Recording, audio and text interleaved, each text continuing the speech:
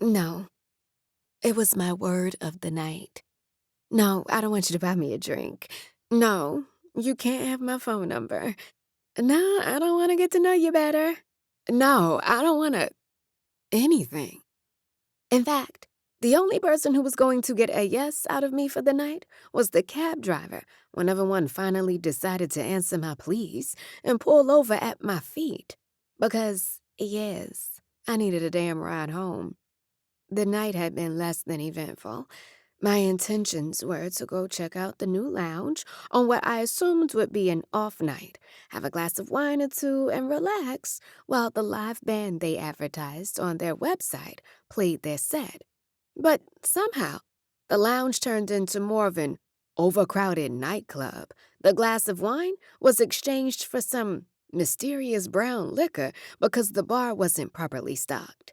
And the live band was actually a DJ playing a bunch of songs from artists I'd never even heard of. So no, I didn't want to be there any longer. But here I was, stuck on the sidewalk right outside of the building, trying to hail a cab, while balancing on my stilettos that was specifically designed for sitting. I stuck my hand out once I saw a faint yellow shadow in the distance, but before I could lean out into the street, someone stepped in front of me and let out a heavy whistle. Motherfucker. Of course, the driver pulled right over for the jackass who had stolen my cab. And I watched with envy as the guy strode confidently to the back door, pulling it open and leaning in to communicate with the driver. Then he turned back to look in my direction, stealing my breath in the process, with his perfectly square jawline and face covered in a shade of honey, the kind that was pure and unfiltered, and you could only get it from a special factory or a farm, not just the regular grocery store shit. Your chariot awaits, beautiful, and it'll even get you home before midnight. Shit, he's talking to me? Am I even breathing again yet? Check your pulse, girl. I put a finger to my wrist, pretending to twiddle with my bracelet, while simultaneously ignoring the guy because there was no way his fine ass was talking to me.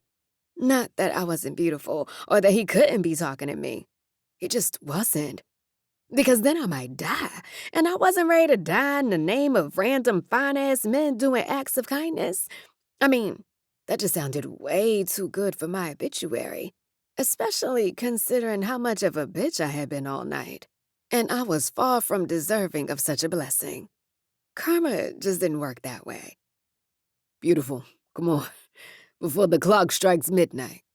Time's ticking. This time, I made eye contact. Well, I made the mistake of making eye contact because I'm pretty sure I stumbled back on my heels the second those beautiful, bold, smoldering brown eyes locked with my suddenly mediocre ones. I loved my damn eyeballs. They were great. Did their job, served me well. But his just made them feel inferior, giving the kind of glow I could only achieve in good selfie lighting. The dude was practically the definition of bullshit walking in the best way possible. Bullshit as a compliment. The irony. I know gas is down these days, but I don't think he wants to wait forever. Shit. Now that I had made eye contact, I had to respond. But it felt like the words in my head were jumping around, holding "pick me" signs, as if they were all dying for a chance to be a part of this glorious moment with a glorious man.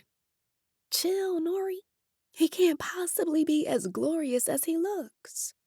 I released the breath I had been holding for who knows how long before I took a step forward towards the cab, choosing to give the maybe glorious man a nod of thanks and then sliding past him to climb inside. What better way to communicate than giving a universal sign of appreciation? Words were obviously for suckers. Slide over. We need to talk. Wait, what? Sliding over meant company. Talking meant words. Both meant him.